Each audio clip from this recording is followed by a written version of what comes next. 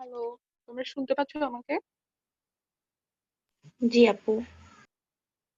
আচ্ছা, এখন আসলে আমি বুঝি বুঝছিলাম 10টার দিকে অনেক কম মানুষ আসবে, কারণ আমাদের ঘুরতে ঘুরতে অনেক লেট হয়ে গেছে। তো তোমাদের দুইজনকে নিয়ে আমি ক্লাস শুরু করি। তোমরা যদি কিছু না বুঝো আমাকে জিজ্ঞেস করবা। মানে ওকে। ধরো আমি যেটা পড়াচ্ছি ওইটা বুঝো নাই, তখন বলবা যে আপু এটা বুঝি না, একটু রিপিট করেন। বা ধরো কোনো যদি নতুন কোনো কোয়েশ্চেন থাকে ক্লাস শেষে বলবা, তাহলে আমি টপিক গুলো শেষ করার পর তোমাদের কোয়েশ্চেনের আনসার দেবো। ওকে? জি আপু। আচ্ছা, তোমাদের হয়তোবা এটা মানে কোশ্চেন থাকতে পারে যে 24টা ক্লাসে কিভাবে বায়োলজি জুলজি শেষ হবে, কারণ জুলজি তো অনেকগুলো চ্যাপ্টার। তার মধ্যে আবার কিছু কিছু চ্যাপ্টার আছে বড়, যেটা বুঝার টপিক অনেক বেশি। ওই টপিক গুলা বারবার সৃজনশীল আসে, বুঝতে কষ্ট হয়। তো আমি হচ্ছে ক্লাসগুলো ওভাবে সাজাইছি যেটার জন্য যতটুকু দরকার অতটুকু হয়ে যাবে। যেমন অধ্যায় 2, ওইখানে হাইড্রা আছে, ঘাসফড়িং আছে, রুই মাছ আছে। এর মধ্যে ঘাসফড়িং একটু কঠিন কম্পারেটিভলি, কারণ ঘাসফড়িং এ বুঝার টপিক অনেক বেশি। তো ওভাবে করে ওটা 4টা ক্লাসে সাজানো হয়েছে। হাইড্রা একদিনে বোঝানোর চেষ্টা করব, ঘাসফড়িং এর জন্য 2 দিন, আর রুই মাছের জন্য 1 দিন। তো যে টপিক গুলো সৃজনশীলে বেশি আসে আমি ওই জিনিসগুলা বেশি বুঝাবো। আর ধরো যেগুলা জানলে ভালো ওইগুলো আমি বলে দিব। এরপরও যদি তোমাদের কিছু নতুন জানা থাকে আমাকে কোশ্চেন করবা। হইতে পারে যে আমি হয়তোবা কিছু কিছু কোশ্চেনের অ্যান্সার তখনই দিতে পারবো না, আমি নেক্সট ক্লাসে এসে দিয়ে দিব যদি আমার জানা না থাকে। আমার সব জানা থাকবে এটা তো কোনো কথা নাই না। আমি একটু পর ভিডিও অন করে আমি হচ্ছে খাতা দেখাবো। ওই খাতার মধ্যে আমি যা যা লিখতেছি তোমরা চেষ্টা করবা খাতাটা তোমাদের খাতা অন করে তোমরাও যাতে এগুলো লিখো, ঠিক আছে? জি আপু। আচ্ছা, শুধু তুমিই কথা বলতেছো, আরেকজন আসছে সাকিব, ও তো কোনো কথা বলতেছে না। তুমি কি ক্লাসে আসছো সাকিব? জি আপু আছে। আচ্ছা ঠিক আছে, থাকলেই হবে। আচ্ছা, তাহলে শুরু করি। আজকে হচ্ছে প্রাণীর বিভিন্নতা শ্রেণীবিন্যাস পড়াবো। এই চ্যাপ্টারটা অনেক ইজি, বুঝার জিনিস আছে, বুঝলে হচ্ছে জিনিসগুলা মনে রাখতে পারবা। বায়োলজিতে সবাই ভাবে যে শুধু মুখস্থ করতে হবে, মুখস্থ করা অনেক টাফ, করতে চায় না। কিন্তু যদি জিনিসগুলো একটু বুঝে ফেলে যে জিনিসটা কি, কনসেপ্টটা কি, ঠিক আছে, তাহলে মুখস্থ করাটা অনেক বেশি ইজি হয়ে যায়। এটা বায়োলজি জাস্ট মুখস্থ না, বুঝে মুখস্থ। বুঝছো তো? এখন যেহেতু এখন স্টুডেন্ট কম এই সেশনের মধ্যে, তো আমি হচ্ছে ইজি চ্যাপ্টার দিয়ে শুরু করব যাতে পরে স্টুডেন্ট আসলে বাকিগুলা করতে পারি। তো আজকে হচ্ছে প্রাণী বিভিন্নতা শ্রেণীবিন্যাস দিয়ে শুরু করতেছে। আচ্ছা তোমরা, আমি এখন ভিডিও অন করবো, তোমরা ভালো মতো দেখো নাকি বলো। আমি ভিডিও অন করবো, তোমরা ভিডিও অফ করে রাখো।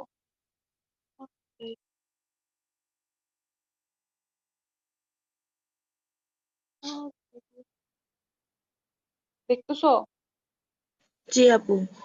জি আপু দেখা এটা যায়। করতেছো ফোনে, ওটা কি সমস্যা হচ্ছে? না, খুব একটা প্রবলেম হচ্ছে না। ওকে, আমি না দেখলে বইলো, কারণ আসলে ক্যামেরাতে কি আসতেছে আমি ওটা খেয়াল করতেছি, করবো না হয়তো বা পড়াইতে পারে। আচ্ছা, তোমাদেরকে ওয়েলকাম। আমি হচ্ছে আতিকা অনন্যা, রাঙামাটি মেডিকেল কলেজের 2য় বর্ষে আছি। আমাকে আতিকা আপু বললেই হবে। আচ্ছা, দেখো, এখানে প্রাণী বিভিন্নতা শ্রেণীবিন্যাস থেকে যে টপিক গুলা হচ্ছে সৃজনশীল আছে ওইগুলো আমি কয়েকটা টপিক লিখছি। আর যে টপিক গুলা অবজেক্টিভে আসে ওগুলো আমি পড়ানোর সময় বলে দিব যে এইটা তোমরা মনে রাখবা, এটা অবজেক্টিভে আসে। আচ্ছা দেখো, দ্বিপদ নামকরণ এটা অনুধাবনের জন্য আসে 2 নম্বরে। মেজর পর্বগুলোর বৈশিষ্ট্য উদাহরণ সহ, এটা হচ্ছে এগুলো তোমরা লিখে না পারলে তাহলে হচ্ছে ক্লাসে মনে থাকবে, তোমাদের সাথে সাথে লেখাও হয়ে যাবে। আচ্ছা, মেজর পর্বগুলোর বৈশিষ্ট্য আর উদাহরণ এটা হচ্ছে আমি যখন দেখতে পাবো তখন বলে দিব কোনটা কম ইম্পর্টেন্ট কোনটা বেশি ইম্পর্টেন্ট। আচ্ছা, ভার্টিব্রেটাস শ্রেণীগুলোর বৈশিষ্ট্য উদাহরণ, পড়াটা পড়ানোর সময় এটা বুঝবা। সকল মেরুদণ্ডী করে, সকল করে মেরুদণ্ডী নয়। এটা হচ্ছে অনেক কমন একটা কোয়েশ্চেন, মানে 2 নম্বরের জন্য। অনুধাবনে সৃজনশীলে 1 নম্বরের মানে ক খ গ ঘর মধ্যে খ এর জন্য খুব বেশি আসে। আর কিছু পার্থক্য আসে, ওগুলো 2 এর জন্য বেশি আসে, মাঝে মাঝে 3-এর জন্য আসে। পার্থক্য গুলো কিছু বইয়ে আছে, আর যেগুলো নাই এগুলো আমি তোমাদেরকে নোট দিয়ে দেবো। কর্ডেটার নন কর্ডেটার মধ্যে পার্থক্য, মেরুদণ্ডী অমেরুদণ্ডীর মধ্যে পার্থক্য, কনভেক্টিস কনজেক্টিভ অ্যাক্টিনিম টেরেজি, সার্কেল টেরেজির মধ্যে পার্থক্য, প্রতিসাম্য, সরি শর্ট নোটস আসে কিছু, প্রতিসাম্য আর সিলম, এগুলো একটু ঘুরে ফিরে বেশি আসে। এর মধ্যে সবচাইতে কমন, মানে ধরো যদি অধ্যায় 1 থেকে সৃজনশীল দেয়, তাইলে যেটা দিবে এই দ্বিপদ নামকরণ, সকল মেরুদণ্ডী কর্ডের, সকল কর্ডের মেরুদণ্ডী নয়, আর পর্বগুলা নিয়ে কিছু কোয়েশ্চেন করবে, বুঝছো? জি আপু। আচ্ছা তোমরা হচ্ছে একটু আমাকে জি আপু, বুঝছি আপু এগুলো একটু বললো, হ্যাঁ, না তো মনে হচ্ছে আমি একাই কথা বলতেছি। ওকে আপু। কোনো সমস্যা নেই, আপনি বলেন। আচ্ছা ঠিক আছে, এখন আমরা হচ্ছে ফার্স্টে কিছু পর্বগুলো শুরু করার আগে কিছু টপিক হচ্ছে বইয়ে আলোচনা করছে আর কি। আমি হচ্ছে টপিক গুলো নিয়ে একটু একটু কথা বলবো, এগুলো তোমরা রিডিং করলে বুঝে যাবা, আমি একটু বলে দিচ্ছি যাতে তোমাদের জন্য ইজি হয়। এখন এগুলো নিয়ে আলোচনা করি। মেইন খুবই ইম্পর্টেন্ট জিনিস শুরু হচ্ছে পর্বগুলো যখন থেকে শুরু ওখান থেকে।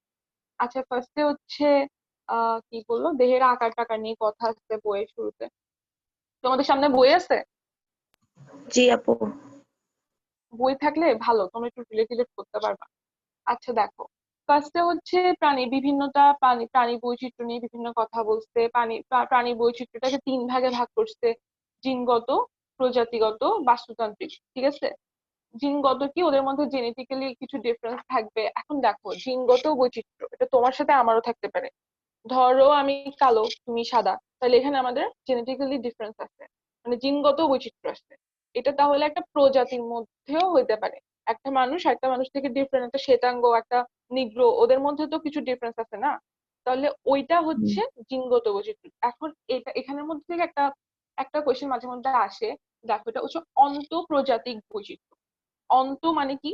অন্ত মানে হচ্ছে নিজস্ব জিনিসের মধ্যে, লাইক ধরো আমাদের যখন স্কুলের মধ্যে কোনো একটা কম্পিটিশন হতো, আমরা বলতাম না যে অন্ত স্কুল কম্পিটিশন, দ্যাট মিনস স্কুলের মধ্যে স্কুলের স্টুডেন্ট গুলা, শুধু ওই স্কুলের স্টুডেন্ট গুলা। আর দেখো এখানে প্রজাতি বৈচিত্র্য। প্রজাতি বৈচিত্র্য কি জিনিস? আমাদের সাথে মানুষের সাথে, ধরো গরুর ডিফারেন্স হচ্ছে, হ্যাঁ, মানুষের আর গরুর জেনেটিক্যালি অনেক মিল আছে, কিছু ডিফারেন্স আছে যার কারণে আমরা মানুষ, ওরা গরু হয়েছে। এখন কথা হচ্ছে আমাদের মধ্যেও কিছু প্রজাতিগত বৈচিত্র্য আছে। ওই বৈচিত্র্যটার মধ্যে আবার আন্তঃপ্রজাতিক বৈচিত্র্য। এই আন্তঃপ্রজাতিক নিয়ে কোয়েশ্চেন আসে। তারপরে হচ্ছে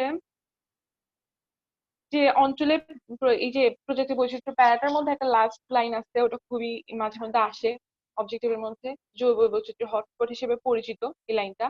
এরপর হচ্ছে বাস্তুতান্ত্রিক বৈচিত্র্য। বাস্তুতান্ত্রিক বৈচিত্র্য কি জিনিস? এই যে ধরো বরফের মধ্যে বা মেরু অঞ্চলগুলোর মধ্যে আহ যে প্রাণীগুলা থাকে, ওকে, ওরা তো আর ধরো মরুভূমিতে গিয়ে থাকতে পারবে না। এই যে এলাকা ভিত্তিক বাস্তুতান্ত্রিক বৈচিত্র্যের মধ্যে আরেকটা জিনিস খুব বেশি ইম্পর্টেন্ট, সেটা হচ্ছে অভিযোজন ক্ষমতা। লাইক ধরো ধরো তেলাপোকা, হ্যাঁ, ওর অভিযোজন ক্ষমতা অনেক বেশি। ও হয়তো বা মেরু অঞ্চলেও অ্যাডজাস্ট করে নিতে পারবে। আবার ধরো মরুভূমি কি বলে, ওই যে মরুভূমি যেখানে অনেক গরম, ওখানেও সে অ্যাডজাস্ট করে নিতে পারবে। আবার আমাদের যে নাতিশীতোষ্ণ দেশগুলো, ওগুলো তো অ্যাডজাস্ট করে নিতে পারবে। এই জিনিসগুলো হচ্ছে এত বোঝানোর নাই, এই জিনিসগুলো হচ্ছে জাস্ট রিডিং করবা, বুঝে যাবা, টাইম ওয়েস্ট না করি আর। এরপর হচ্ছে শ্রেণীবিন্যাসে কিছু ভিত্তি দেখাইছে, কি কি কি কি জিনিসের উপর ডিপেন্ড করে ওরা শ্রেণীবিন্যাস করছে, এটা কিছু ভিত্তি দেখাইলো। এখন ভিত্তিগুলো নিয়ে একটু একটু কথা বলে, যে এগুলো কোনোটাই খুব একটা ইম্পর্টেন্ট না, এগুলো কিন্তু জানতে হবে, এগুলো বেসিক, বাট এগুলো হচ্ছে সৃজনশীল আসবে না। ঠিক আছে? জি আপু। এখন দেখো, এখানে হচ্ছে দেহের আকার, সংগঠন, ক্রমমাত্রা, জীবন পদ্ধতি, তারপর ক্লিভেজ ও ভ্রূণীয় বিকাশ, ভ্রূণস্তর, অনেক কিছু নিয়ে কথা বলছি। ফার্স্ট হচ্ছে দেহের আকার। এখানে দেখো কি কি লিখছে: অণুবীক্ষণিক আর বৃহত্তর। অণুবীক্ষণিক মানে অনেক ছোট, বৃহত্তর মানে অনেক বড়। এগুলো সবই হচ্ছে আহ শুধু রিডিং করলেই হবে, আমি এগুলো রিপিট করতেছি কোথায় কোনটা কোন কোয়েশ্চেনটা ইম্পর্টেন্ট ওটা বলার জন্য। এখানে দেখো ওই যে অণুবীক্ষণিক প্রাণীর মধ্যে যে উদাহরণটা আছে, তারপরে বৃহত্তর প্রাণীর মধ্যে, বৃহত্তর প্রাণী তো অনেক কিছু হয়, মানুষকে দিয়ে, মানুষও তো দেখতে গেলে বৃহত্তর, তাই না? আমাদেরকে তো দেখার জন্য আর ইলেকট্রনিক মাইক্রোস্কোপ বা যে কোনো মাইক্রোস্কোপের দরকার পড়ে না। এখন আণুবীক্ষণিক প্রাণীর মধ্যে এই যে দেখো মাছের ফুলকার প্রোটিস্টান জীবাণু, ট্রাইকোডিনা অ্যানাবেসি যেটা লিখছে, ওইটা একটু মনে রাখবা, অবজেক্টিভে হয়তো বা আসতে পারে। আচ্ছা, এখন হচ্ছে সংগঠন ক্রমমাত্রা, এটা কি জিনিস? ওয়েট, সংগঠন ক্রমমাত্রা হচ্ছে যখন আমরা পর্বগুলা পড়বো ওখানে দেখবো যে কিছু কিছু প্রাণী আছে, ওদের কোষীয় মাত্রার গঠন, লাইক ওদের জাস্ট আমাদের দেখো কোষ থেকে টিস্যু হয়, টিস্যু থেকে হচ্ছে অঙ্গ হয়, কিছু মানে অঙ্গ থেকে তন্ত্র হচ্ছে, এই অঙ্গগুলো কিছু নির্দিষ্ট কাজ করতেছে। লাইক আমাদের ধরো আমাদের হার্টের কথা চিন্তা করি, হার্টের মধ্যে দেখো হার্টটা তো অনেকগুলা কোষ নিয়ে হয়েছে না, তারপর কোষগুলোর মধ্যে কিছু টিস্যু আছে, কিছু টিস্যু স্পেসিফিক কাজ করছে। তাহলে এই যে কোষ, টিস্যু, অঙ্গ, এগুলা, এই যে অঙ্গতন্ত্র, এগুলো হচ্ছে একটা উন্নত বৈশিষ্ট্য। এখন কোষীয় মাত্রার গঠন মানে কি, ওদের দেহ গঠনটা জাস্ট কোষ দিয়ে শেষ। পরিফেরা পর্ব যখন আমরা পড়বো ওখানে আমরা দেখবো ওদের জাস্ট কোষের কাহিনী শেষ। আচ্ছা, তারপর এটা এটা তাহলে নিশ্চয়ই উন্নত বৈশিষ্ট্য না, এটা হচ্ছে অনুন্নত বৈশিষ্ট্য। এরপর কোষ টিস্যু মাত্রার গঠন মানে কি, ওদের কোষ আসছে, কোষ থেকে কিছু একটা মানে কোষগুলো মিলে টিস্যু গঠন করছে, এবার টিস্যু গুলা দিয়েই ওরা ওদের শরীরে বিভিন্ন কাজ চালাচ্ছে, সেটা হচ্ছে নিডারিয়া। আচ্ছা, আচ্ছা তোমরা কি আমার স্ক্রিন দেখতেছো নাকি জাস্ট ভিডিও? ভিডিও। নাম আপনার ছবিটা দেখছি। আচ্ছা ঠিক আছে, এখন দেখো কোষ টিস্যু মাত্রার গঠনটা কি, যখন আমরা নিডারিয়া পড়বো তখন আমরা বুঝবো। এরপরে মানে ওদের জাস্ট কোষ আর টিস্যুতেই কাজ শেষ। এখন টিস্যু অঙ্গমাত্রা, টিস্যু অঙ্গমাত্রা কি জিনিস, এটা হচ্ছে একটু ওদের অঙ্গ সৃষ্টি হয়েছে, ওদের চক্ষু, অঙ্গ, এইসব জিনিস আলাদা আলাদা করা যাচ্ছে, ঠিক আছে। এরপর হচ্ছে অঙ্গতন্ত্র মাত্রা, যেটা হচ্ছে একটা উন্নত বৈশিষ্ট্য, যেটা আমরা নিজেরাও বলতে পারি উচ্চতর প্রাণী গোষ্ঠীর ক্ষেত্রে যেটা হয়, এটা হচ্ছে সব মিলাই সংগঠন ক্রমমান। একটা জীবন পদ্ধতি, জীবন পদ্ধতি, মুক্তজীবী, পরজীবী, এগুলা তো বোঝানোর কিছু নাই, তোমরা বুঝোই। এরপর ক্লিভেজ ও ভ্রূণীয় বিকাশ, হ্যাঁ, এখানে হচ্ছে বোঝানোর কিছু জিনিস আছে। আহ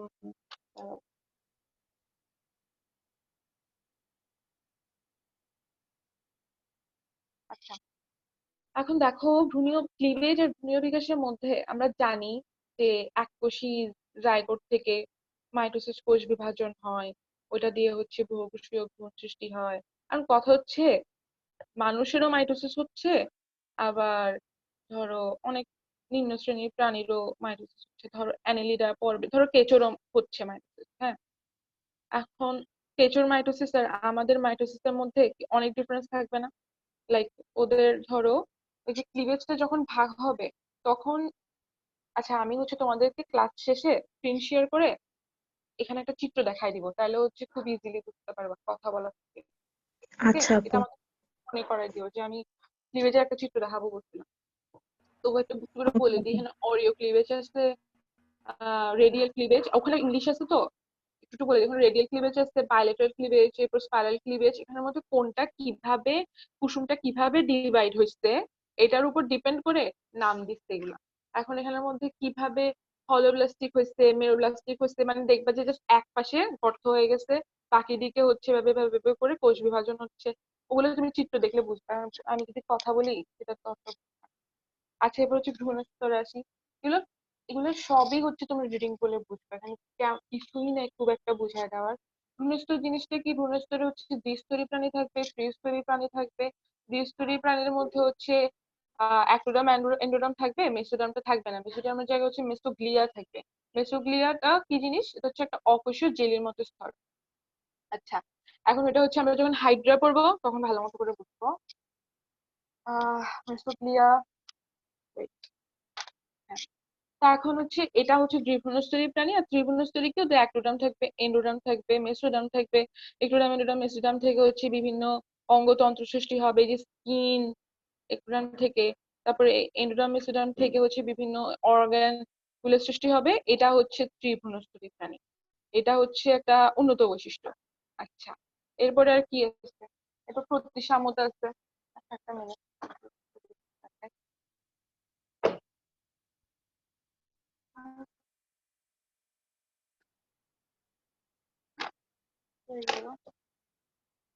আচ্ছা, তোমরা হচ্ছে আম, চাইলে এভাবে একটু নোট করতে পারো, তাহলে কি হবে একটু মনে রাখতে ইজি হবে। দেখো প্রতিসাম্যতার মধ্যে গলীয় প্রতিসাম্য, ঠিক আছে। গলীয় প্রতিসাম্যটা একটু বুঝাই, লাইক সাপোজ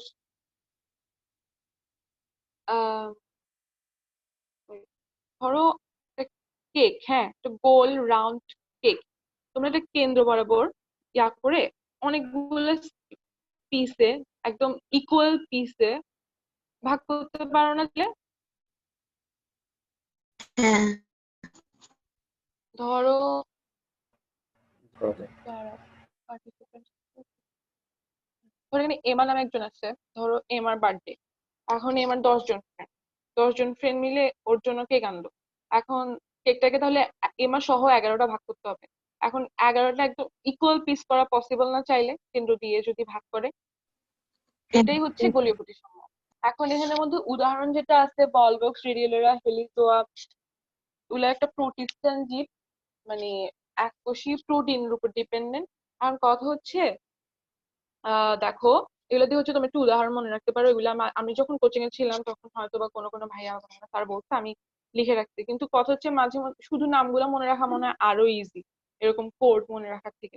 তোমরা যদি চাও, যেভাবে ইচ্ছা মনে রাখতে পারো। বৌহারা, বৌহারা দিয়ে কি, ব দিয়ে হচ্ছে বলবেক, খা দিয়ে হেলিজোয়া, রা দিয়ে হচ্ছে রেডিওলার নারিয়া, এগুলো সব এককোষী প্রতিষ্ঠান জীবাণু, জীব, সরি। আচ্ছা, এখন অরীয় প্রতিসম কি জিনিস? গোলীয় প্রতিসম আর অরীয় প্রতিসমের মধ্যে একটু ডিফারেন্ট আছে। জিনিসটা জিনিসটা সেম, বাট একটু ডিফারেন্ট আছে। দেখো দেখো, অরীয় প্রতিসমটাও দেখো কোডটা এরকম। আরেকবার একটু যদি বলতে হয় যে বৌহারান কি বলবো এটা? দেখছো, এই যে ব দিয়ে বলবো, খা দিয়ে হেলিতো, রা জি দিয়ে আপু, হ্যাঁ। রেডিও, এই তিনটে নাম চাইলে তোমরা এমনিও মনে রাখতে পারো। এখন যার যার যেরকম ইচ্ছা, অনেকে কোড দিয়ে বেশি মনে রাখতে পারে, অনেকে এমনি মনে রাখতে পারে। জি আচ্ছা আপু, সেজন্য বললাম। কোড আচ্ছা ওয়ার্ডে দেখো, বেশি মানে মনে থাকে। আচ্ছা ঠিক আছে। আচ্ছা দেখো, এখন অরীয় প্রতিসমটা কি জিনিস, এইটাও সেম। আমি কেন্দ্র দিয়ে ধরো এভাবে সমান সমান করে ভাগ করলাম, হ্যাঁ, তাহলে তো গোলীয় আর অরীয় সেম হয়ে যাচ্ছে, তাই না? এখন অরীয় অরীয় প্রতিসমের ক্ষেত্রে তোমরা হাইড্রা আগে পড়ছো কেউ, বা কিছু জানো হাইড্রা নিয়ে? হাইড্রাতে হচ্ছে কোর্সিকা আছে না?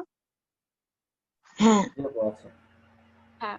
এখন দেখো, এই যে ধরো, তোমরা এই জিনিসটা কিভাবে চিন্তা করো, এটা একটা মানে উপর থেকে ভিউ চিন্তা করো, হ্যাঁ, তো মনে করো একটা হাইড্রা, উপর থেকে একটা ভিউ চিন্তা করো, তাহলে কি মিসিং এখানে? Corsica missing. ধরো এখান থেকে একটা কোর্সিকা, এখান থেকে একটা কোর্সিকা, এখান থেকে একটা কোর্সিকা, এভাবে এভাবে ভাগ হয়েছে, হ্যাঁ। এখন যদি আমি এটাকে ভাগ করতে প্রত্যেকটা পার্টে সব জিনিস সেম সেম ভাবে পড়ে, তাহলে আমার প্রত্যেকটা পার্টে একটা একটা কোর্সিকা হইলেও দিতে হবে না? হ্যাঁ তাহলে এখানেই হচ্ছে ডিফারেন্স অরীয় প্রতিসাম্য আর গোলীয় প্রতিসাম্যের ক্ষেত্রে। তোমরা কি বুঝতে পারছো? আমি যখন ইয়া পড়াবো, নিডারিয়া পর্ব পড়াবো, তখন হচ্ছে তোমাদেরকে চিত্র দেখাবো। আচ্ছা দাঁড়াও, তোমাদেরকে একটা চিত্র দেখে, এই দেখো, এটা ভাবো একটা হাইড্রা, যদিও চিত্রটা এতটা ভালো হয় নাই। But দেখো, তোমরা যদি চাও তাহলে তুমি এটাকে এইখান থেকে একটা, এই কোর্সিকা নিয়ে একটা, এটা নিয়ে একটা, এটা নিয়ে একটা ভাবে ভাগ করতে পারবে না সমান হ্যাঁ ভাগে? জি আপু। প্রতিসাম্যতা মানে কি? একটা জিনিস হচ্ছে, ধরো মানুষের চিন্তা করো, হ্যাঁ, এই যে মানুষ, আচ্ছা ধরো প্রজাপতি, হ্যাঁ, প্রজাপতিটা তুমি মাঝখান দিয়ে কিন্তু একবারই ভাগ করতে পারবা, তাহলে ওরা হচ্ছে দ্বিপার্শ্বীয় প্রতিসাম্য। মানুষের ক্ষেত্রে একবারই ভাগ করতে পারবা, ওটাকে বলে দ্বিপার্শ্বীয় প্রতিসাম্য। তাহলেই তোমার দুইটা ভাগেই হচ্ছে সেম সেম জিনিসগুলা যাবে। এখন দেখো, এরপর হচ্ছে দ্বি অরীয় প্রতিসাম্য। দ্বি অরীয় প্রতিসাম্য কি জিনিস? দ্বি অরীয় প্রতিসাম্য হচ্ছে এটাকে চারটা, দাঁড়াও আমি যদি বইয়ের চিত্র দেখাই আরো বেশি ইজি হবে। আমার নিজের চিত্রটা একটা সুন্দর হয়। দেখো, এখানে চারটা তলে ভাগ করতে পারছে। এখানে একটা কোর্সিকার মতো জিনিস গেল, এখানে একটা কোর্সিকার মতো জিনিস গেল, ঠিক আছে? এখন এইভাবে একটা ভাগ করলে এই জিনিসটা দুই ভাগে ডিভাইড ডিভাইড হয়ে যাচ্ছে। আবার ধরো এইভাবে একটা ভাগ করলেও এই এই দুইটা জিনিস ডিভাইড হয়ে যাচ্ছে। তোমরা কি বুঝতে পারছো? জি আপু, বলুন। জি আপু, বুঝতে পারছি। আচ্ছা এখন শুনো, এখানে হচ্ছে প্রতিসাম্যের ক্ষেত্রে ওই যে যে উদাহরণগুলো আছে, উদাহরণগুলাই হচ্ছে মেডিকেল অ্যাডমিশনের জন্য অথবা ধরো এই যে অবজেক্টিভের জন্য ইম্পর্টেন্ট। ওই গোলীয় প্রতিসাম্যটা মনে হয় একটু বেশি আসে অবজেক্টিভের মধ্যে। আর দ্বিপার্শ্বীয় প্রতিসাম্য কি জিনিস, সেটা তো আমরা নিজেরাই দ্বিপার্শ্বীয় প্রতিসাম্য। এই যে প্রজাপতি, মানুষ, সবকিছু দ্বিপার্শ্বীয় প্রতিসাম্য। Just এইভাবে একটা তলে ভাগ করা যাবে। ওকে। জি আপু। আচ্ছা, অরীয় প্রতিসাম্য মনে রাখার জন্য একটা ওয়ার্ড মনে রাখতে পারো, হাজেসি। মানে এখানে তিনটা মনে হয় উদাহরণ দিচ্ছে। হাতে হাইড্রা, জেতে জেলিফিশ, সিতে সি অ্যানিমাল। আচ্ছা, আর দ্বিঅরীয় প্রতিসাম্য হচ্ছে টিনেফোরা জাতীয় প্রাণীদেহ, যেমন সিলোপ্ল্যানা। ওকে, গেল এখন প্রতিসাম্যতা নিয়ে কথাবার্তা। এরপরে টপিক কি দিল এখানে হচ্ছে খণ্ডকায়ন, সমখণ্ডকায়ন বিশিষ্ট, অসমখণ্ডকায়ন কি? আচ্ছা আচ্ছা, খণ্ডকায়ন নিয়ে কথা বলার আগে একটা জিনিস একটু জানাই, বইয়ে হয়তো দিচ্ছে নাকি আমি জানি না। একটা জিনিস আছে প্রকৃত খণ্ডকায়ন আর অপ্রকৃত খণ্ডকায়ন বলতে। জিনিসটা হচ্ছে কিরকম? প্রকৃত খণ্ডকায়ন কি জিনিস? প্রকৃত খণ্ডকায়ন হচ্ছে যেমন ধরো কেঁচোর বডি। হ্যাঁ, কেঁচো কোন পর্বে জানো কেউ? জানলে অ্যান্সারটা দাও। এটা হচ্ছে অ্যানিলিডা পর্বে, তাই না? দেখে বলো আপু বুঝতে।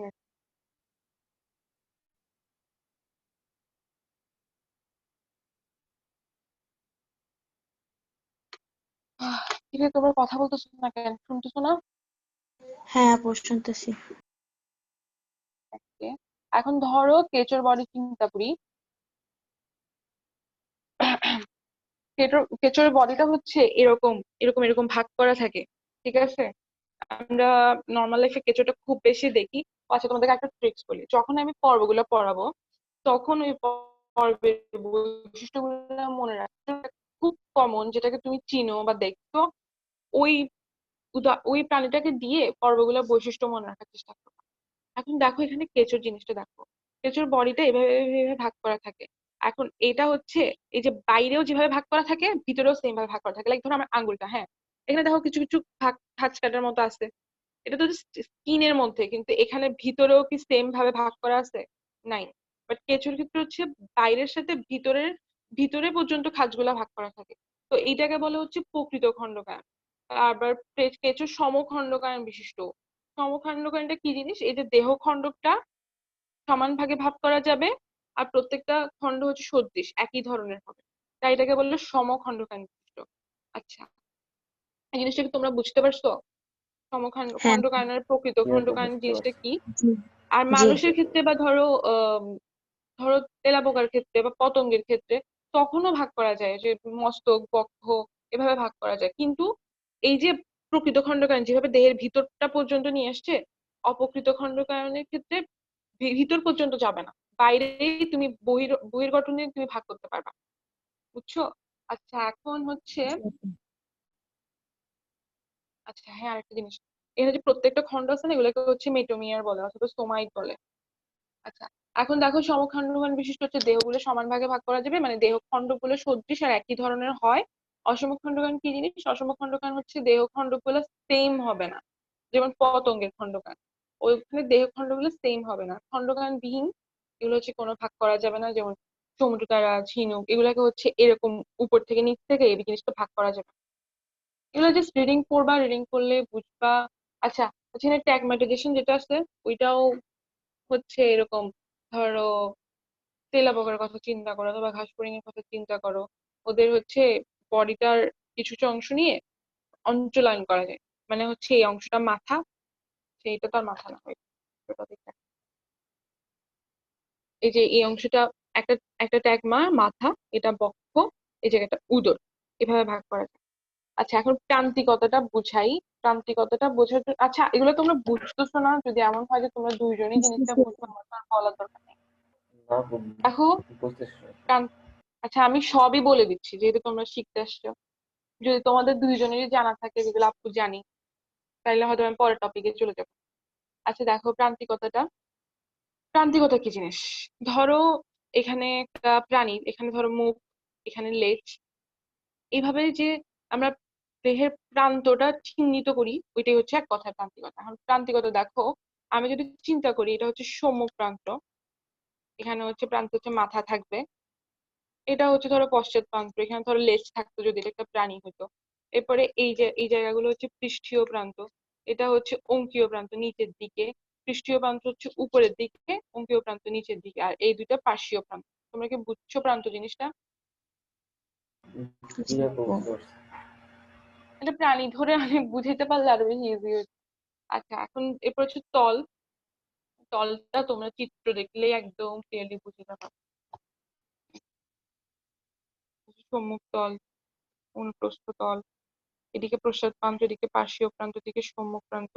এরপর এই দিক থেকে যদি কিছু ভাগ করে তাহলে এটা হচ্ছে মধ্যরেখীয় তল, এই পাশ থেকে যদি ভাগ করে তাহলে হচ্ছে অনুপ্রস্থ তল। এগুলো কেন জানতে হবে জানো? কোনো কোনো জিনিস বা কোনো কোনো চিত্র জুলজির মধ্যে তোমাকে হচ্ছে অনুপ্রস্থ ভিউ থেকে আঁকতে হবে। অনুপ্রস্থ ভিউটা কি, ধরে রাবারের ভিতর ধরো ঝঙ্কানো আছে সাপোজ।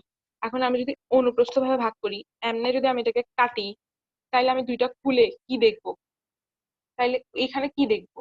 এটা হচ্ছে অনুপ্রস্থ ভিউটা। এটা হচ্ছে তোমাদের বিভিন্ন জুলজি চিত্রে আঁকতে হবে। এখন তোমরা যদি অনুপ্রস্থ ভিউটা বুঝো তাহলে বুঝবে যে কি আঁকতে হবে। অথবা ধরো আমি এইভাবে ভাগলাম, লম্বচ্ছেদ করলাম, তখন কি জিনিস দেখবো?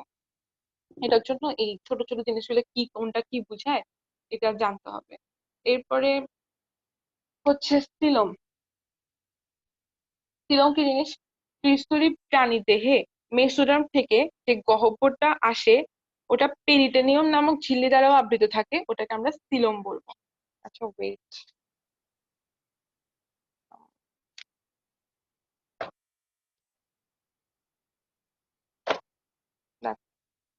সিলমের উদাহরণগুলো আমরা মনে রাখার জন্য কিছু সিমেট্রি ইউজ করতে পারি।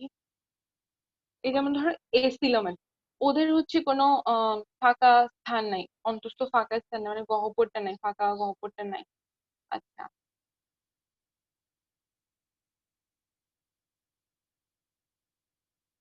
আচ্ছা দেখো, আমাদের দেহ তো অনেক অনেক জায়গায় হয়তোবা গর্তের মতো আসছে বা গহ্বরের মতো আসছে, সবগুলো কিন্তু আবার সিলম হবে না। সিলম হইতে হইলে কিছু জিনিস, কিছু শর্ত পূরণ করতে হবে। সেটা কি?